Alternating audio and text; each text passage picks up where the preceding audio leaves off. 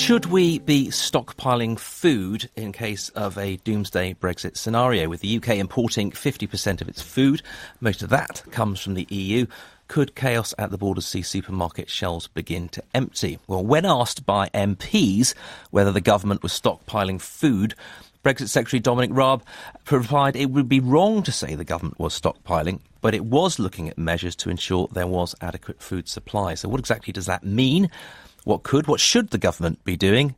Some retailers are suggesting that major delays at the ports would be a major problem in feeding the UK. Well, Mark Price, Lord Price, is a former trade minister and also used to run Waitrose. Good morning to you, Lord Price. Good morning, Simon. So are we getting this out of proportion? Do we need to start stockpiling food?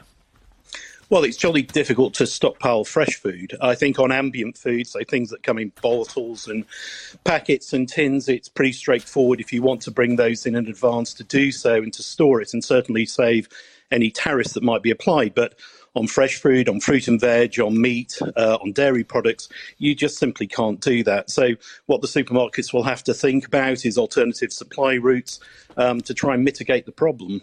Well, and that's interesting, isn't it? Because I was talking to a major retailer who said that 6 months of the year they get their grapes from Europe and 6 months of the year they get their grapes from the Americas. I think it was Chile.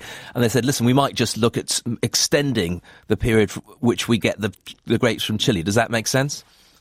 Well, it does. I mean, the area that we're most vulnerable in is fruit and veg. I mean, we only produce in this country about 25% of the fruit and veg we consume. On fruit, 30% comes from Europe, the rest comes from around the world.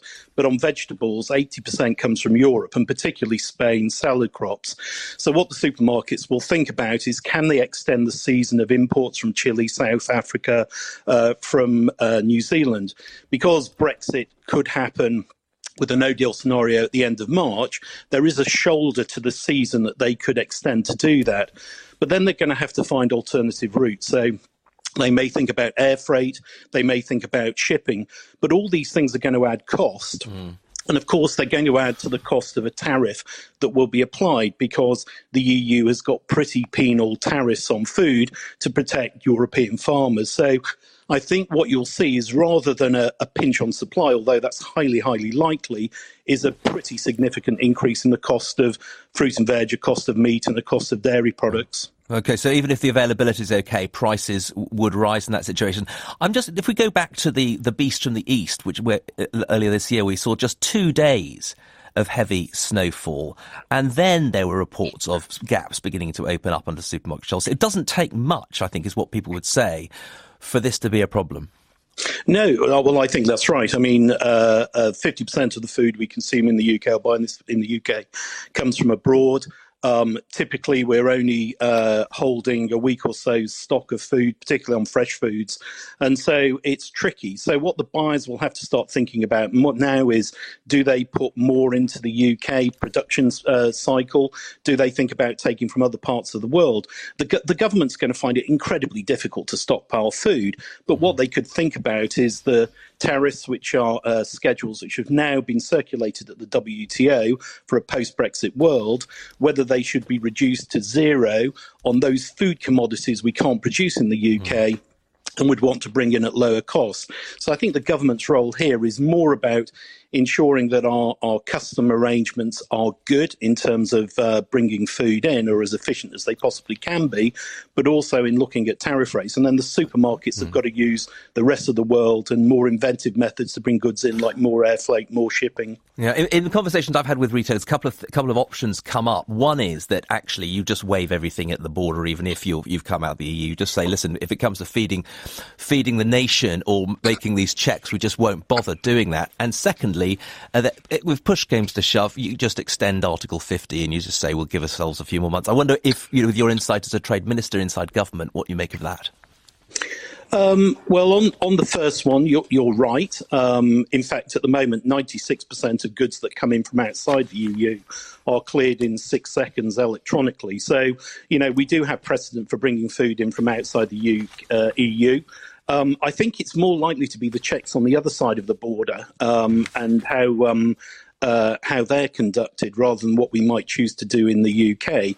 But I think there are workarounds. I wouldn't rule out an extension beyond the end of March if things get difficult, because as we get closer and closer, what people will realise is that this is very, very complicated and it's very detailed. And when you're looking at food, 50%, for instance, of all of the pork, bacon, sausages we consume in the UK comes from Europe. It comes from the Netherlands, it comes from Poland, it comes from Denmark. And so just making sure supply routes for things like meat, chicken, large amounts of our chicken comes from Europe, large percentage of our beef comes from Ireland. So in each of those instances, we're going to have to work out a different set of arrangements to get the goods in. It's all doable. Of course it's doable, but there'll be a cost in the short term.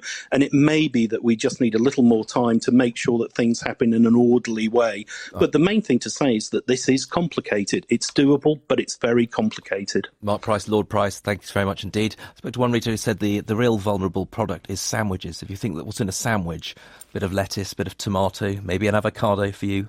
Brilliant for me. I like your tone.